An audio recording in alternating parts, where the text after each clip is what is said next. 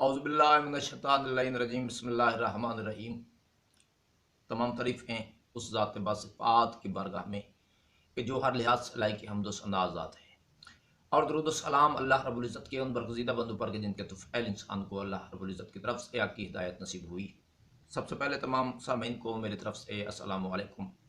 میں ہوں ساگر نقوی اور آپ دیکھ رہے ہیں میرا یوٹیوب چینل۔ تمام اہل اسلام کو میلاد مصطفیٰ صلی اللہ علیہ وآلہ وسلم مبارک۔ تمام سامعین کو میلاد مصطفیٰ صلی اللہ علیہ وآلہ وسلم کی خوشی مبارک۔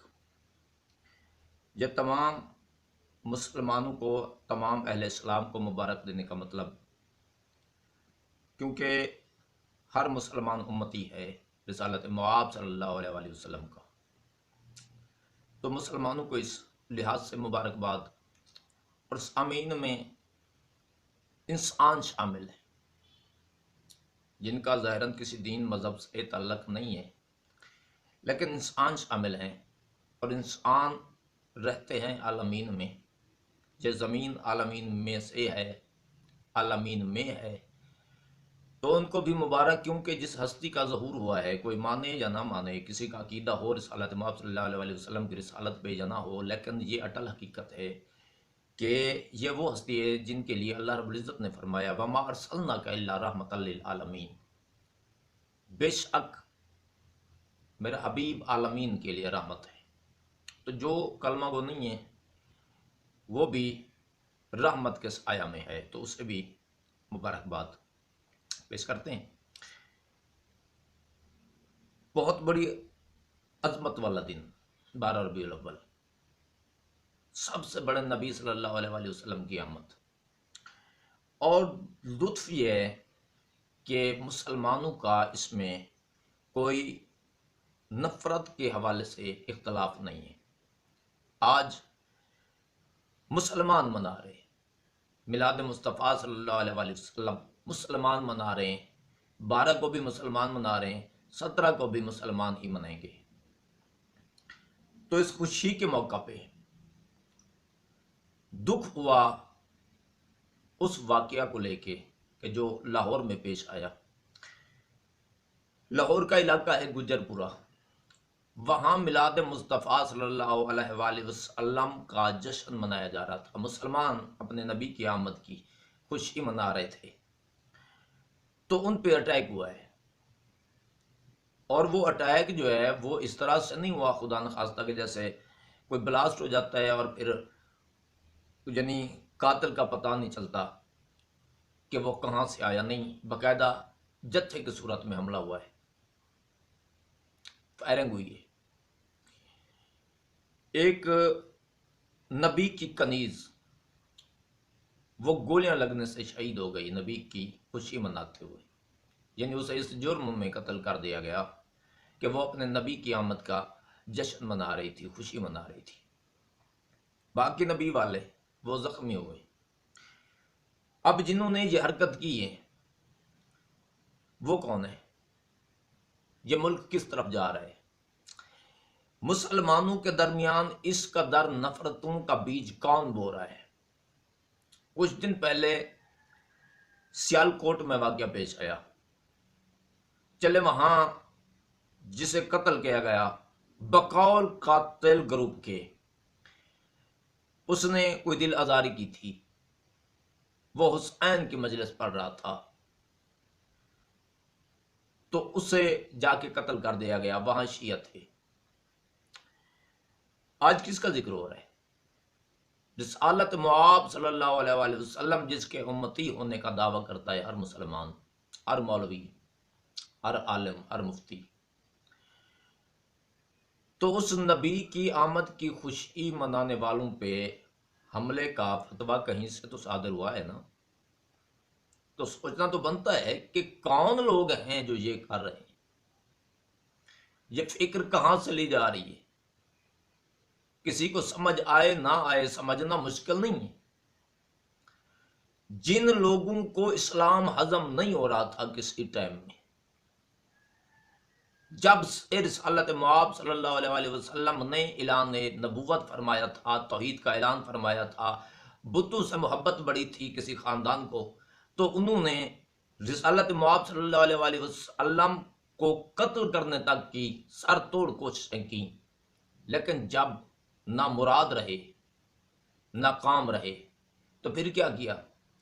اور جب بالکل کوئی اور راستہ نہ رہا، سیاست اس خاندان پہ ختم ہو گئی، سیاست دنیا کے وہ ماہر تھے، جب بالکل مجبوری بن گئی اور کوئی راستہ نہ رہا تو جان بچانے کے لیے پھر کلمہ پڑھ لیا گیا۔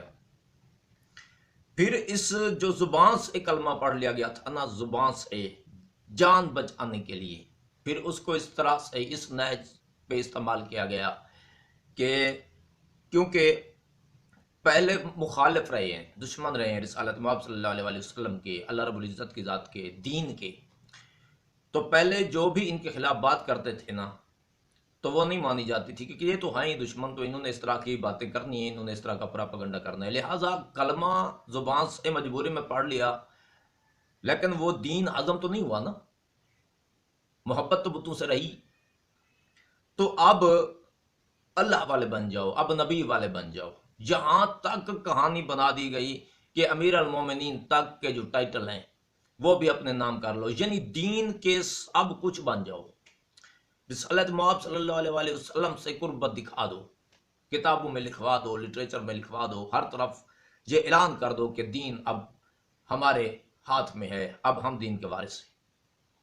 تو اس طریقے سے جب دین والے بن جاؤ گے نا ظاہراً، تو پھر جو بھی بات کرو گے نبی کے حوالے سے، نبی کے خاندان کے حوالے سے، نبی کے مخلصین صحابہ کے حوالے سے، تو وہ سارا کچھ مانا جائے گا شریعت کے حوالے سے، تو پھر لوگ مانیں گے کہ یہ نبی والے ہو کے اس طرح کی باتیں کر رہے ہیں۔ تو جتنا غلیظ لٹریچر منسوب کیا گیا رسالت مآب صلی اللہ علیہ وآلہ وسلم کی مطہرہ ہستی سے، وہ سارا انہی لوگوں نے لکھوایا۔ جتنا اسلام میں رد و بدل کرنے کی کوشش کی گئی وہ سارا انہی لوگوں نے کرایا۔ امن والے دین جس کا نام ہی اسلام ہے، لا اکراہ فی الدین کے مصداق دین کو ایسا دین بنا کے پیش کرنا، اس دین کے نام پہ قتل و غارت گری کی انتہا کر دینا کہ دنیا خوف کھائے اس دین سے، تو یہ انہی لوگوں نے کیا۔ تو اب انہی لوگوں سے فکر لے کے نبی کے خاندان کی تذلیل کرنا حد نہیں ہو گئی؟ جن اجداد رسالت مآب صلی اللہ علیہ وآلہ وسلم نے دفاع نبوت کیا، ان کے دین کے حوالے سے فتوے، زبان نہیں رکتی، کفر کے فتوے، ایمان سے انکار، اور جو قتل کرنے کے لیے دن رات کوشاں رہے، لشکر اکٹھے کر کے آمنے سامنے آتے رہے، لڑتے رہے، اس کے بعد جتنی بھی غلاظت ان کے اندر تھی وہ انہوں نے آل رسول صلی اللہ علیہ وسلم، اجداد رسول صلی اللہ علیہ وسلم اور رسالت مآب صلی اللہ علیہ وسلم کی مطہر ہستی کی طرف پھینکنے کی جسارت کی، تو وہ سارا کچھ یعنی ان لوگوں سے ابھی تک فکر لی جا رہی ہے، ان لوگوں سے عقیدتیں پیدا ہو چکی ہیں۔ حد ہو گئی ہے۔ رسالت مآب صلی اللہ علیہ وآلہ وسلم نے جب دین پیش کیا، سب سے بڑے دشمن کون تھے؟ یعنی سب سے زیادہ جو مخالفت آئی وہ کہاں سے آئی؟ کیا ابھی بھی ابہام ہے کہ پتہ نہیں چل رہا؟ سب سے زیادہ مخالفت کہاں سے آئی؟ جب کلمہ پڑھ بھی لیا تو کیسے پڑھا، کس موقع پہ پڑھا؟ جب کلمہ پڑھ لیا اس کے بعد اسلام کی خدمت، اس کا معیار، اس کا لیول کیا وہ سامنے نہیں؟ آج انہی لوگوں سے فکر لینے والے احباب وہ فتویٰ دیتے ہیں کہ صحابہ کرام رضی اللہ تعالیٰ عنہ کو جو نہیں مانتا یا جو ان کے حوالے سے سخت لفظ استعمال کرتے ہیں، واجب القتل ہے، ہوگا، قابل نفرت ہے، ہوگا۔ تو اگر یہ معیار ہے نا میرے بھائی، تو وہ اموی وہ کیوں قابل احترام ہیں جنہوں نے اصحاب کو برا بھلا بھی کہا، قتل بھی کیا؟ اللہ رب العزت کے دین کی دھجیاں بھی اڑائیں، رسالت مآب صلی اللہ علیہ وسلم کا گھر بھی اجاڑا، نبی صلی اللہ علیہ وسلم کے شہر جہاں جانے کے لیے آنکھیں برس رہی ہوتی ہیں کہ بلا لو اپنے شہر میں یا رسول اللہ صلی اللہ علیہ وسلم، اس شہر کا تقدس کس حد تک پامال کیا ہوا کہ ہرا تشریح میں بندہ جا ہی نہیں سکتا، یعنی اس طرح کی غلاظت پھیلائی گئی رسالت مآب صلی اللہ علیہ وسلم کے شہر میں۔ اللہ رب العزت کے گھر کعبہ کے حوالے سے ان لوگوں نے کیا کیا، شریعت میں کس طرح کی بدعات کو شامل کیا، کیا کیا کچھ لکھوایا۔ جمعہ کے خطبوں میں چوتھے خلیفت مانتے ہیں نا آپ، خلافت راشدہ کے سلسلے کے چوتھے نمبر کے جو خلیفہ ہیں داماد مصطفیٰ صلی اللہ علیہ وسلم بھی ہیں، یعنی جانشین بھی ہیں، داماد مصطفیٰ صلی اللہ علیہ وسلم بھی ہیں حضرت علی علیہ السلام، اور اسلام کے حوالے سے ان کی خدمات بھی ہیں۔ تو اس ہستی کے حوالے سے جمعہ کے خطبہ میں سب و شتم کرانا، تو وہاں امیر المومنین لیول کا لقب، اور باقی اگر کوئی اصحاب کے حوالے سے یا اصحاب کے حوالے سے کوئی توہین نہیں کرتا، ان ہی لوگوں کے حوالے سے اگر کوئی بات کر دے، وہ بھی وہ بات کر دی جائے کہ جو تاریخ میں لکھا ہو تو واجب القتل ہے۔ آج کیا کیا گیا، رسالت مآب صلی اللہ علیہ وسلم کی آمد کا جشن منانے والوں پہ حملہ۔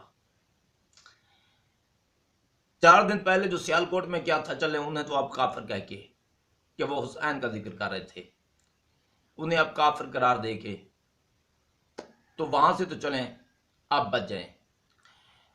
آج تو رسالت مآب صلی اللہ علیہ وسلم کا ذکر ہو رہا تھا، قرآن خوانی ہو رہی تھی، توحید بیان ہو رہی تھی، اللہ رب العزت کے حضور شکرانے کے نفل پڑے جا رہے تھے کہ اتنی بڑی نبوت سے ہمیں نواز دیا، یعنی ہمیں اتنی بڑی نبوت کے حوالے سے امت قرار دے دیا، سب سے بڑے نبی کی امت ہمیں بنا دیا۔ اس دن اتنی بڑی نبوت وہ ہم پہ سایہ فگن ہوئی، تو ایسے پروگرامز میں جا کے تو وہاں خون کی ہولی کھیلنا، تو یہ کیا ہے میرے بھائی؟ ابھی اور مزید ابہام رہ ہی نہیں جاتا۔ اب بندہ سوچتا ہے کہ کس سے کہے کہ ان کرداروں کو لگام دی جائے۔ جو صاحبان اقتدار ہیں وہ کرسی کی جنگ سے نہیں نکل پا رہے، انہی کی وجہ سے اس ملک میں اتنی انسٹیبلٹی ہے، اتنی افراتفری ہے، وہ کرسی کے کھیل سے نہیں نکل رہے۔ ان کا سارا فوکس، مکمل توانائیاں، وہ ساری مکمل کنٹرول وہ کرسی چھیننے اور کرسی بچانے میں لگ رہا ہے۔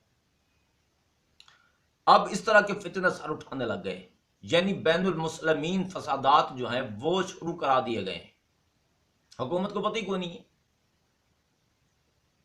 وہ اپنے مسائل میں اس قدر الجھے ہوئے ہیں کہ ان کو تو گزشتہ 4.5 سال سے عوامی مسائل کا پتہ ہی نہیں۔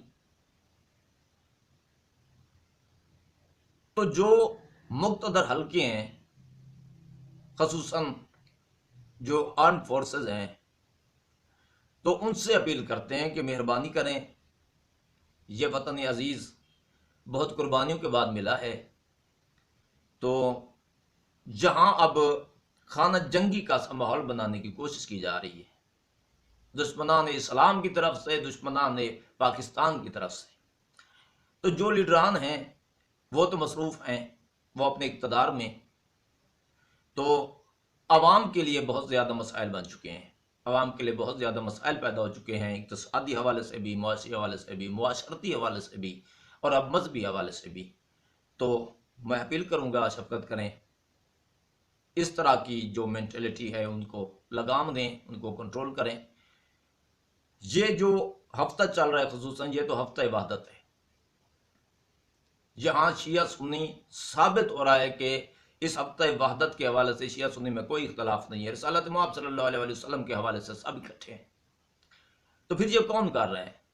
مسلمانوں میں کوئی اختلاف نہیں ہے، سب اس مشترک کو لے کے، جن کا خدا ایک، جن کا رسول ایک، جن کا قرآن ایک، جن کا کعبہ ایک، جن کا دین اسلام ایک، تو وہ تو اپنے نبی کی آمد کی خوشی منانے میں مصروف ہیں۔ تو یہ کون کر رہا ہے؟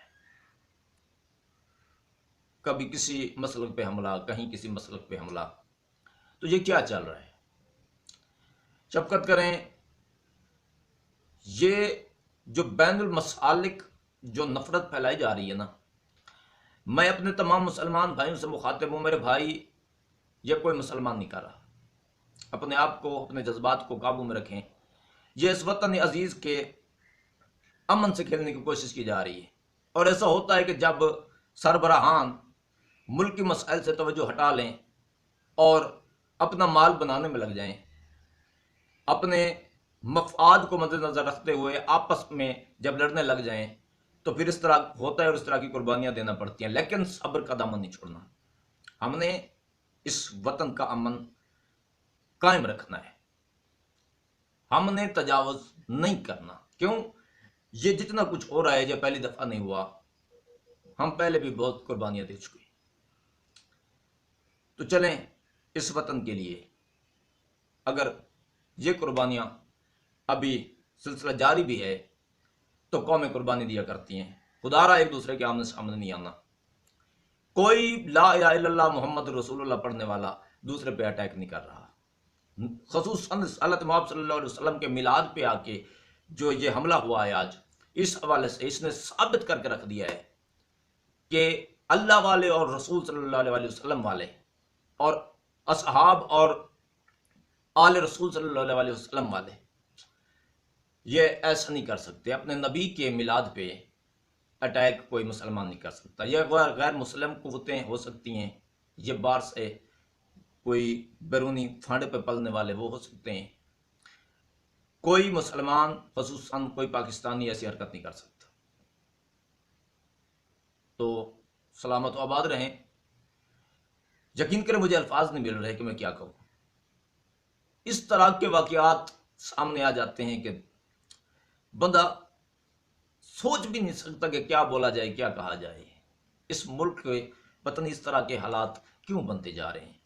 آخر میں پھر اپیل کروں گا اپنے محافظوں سے کہ اس طرح کے جو کردار ہیں انہیں لگام دی جائے.